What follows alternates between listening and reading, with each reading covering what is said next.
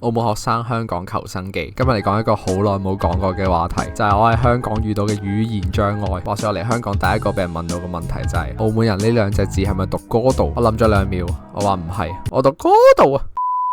講真，呢樣嘢我本身都唔係好發覺，但我做咗啲研究之後發現原來兩個真係有分別嘅，甚至有啲更加舊嘅講法係講撈到，但我自己其實兩個都會講嘅，睇嚟係要俾兩邊人屌鳩。仲有一個好搞笑嘅就係呢個 power bank， 呢個有至少聽過4個中文名。我知香港通常叫尿袋啦，但澳門就叫開奶媽嘅，冇錯，真係呢個奶媽。咁我自己平時成日會撈亂呢兩個啦，然之後又驚尷尬講錯，所以我通常都就係叫佢叉電嗰個嘢。但係你知唔知道有咩比講錯嘢更加尷尬？就係出街嘅時候冇歌聽啊！好似我呢啲成日要來往港澳嘅人，搭車搭船如果冇歌聽真係會悶到死。而音頻設備老字號 Sennheiser 新出嘅呢款半入耳式耳機，正正滿足到我嘅需求。佢輕便得嚟又靚仔，無論你喺邊度打開佢，即刻感受到 I am music 啊，同埋佢通話音質都唔錯，我嚟開會都冇問題。再加上28個鐘嘅續航能力，等你嘅奶媽又好，尿袋又好，唞一啖氣，專心咁陶醉喺音樂嘅世界入邊。而家呢款耳機淨係賣899蚊，有興趣就去各大零售商店度睇下啦。係咁先，拜拜。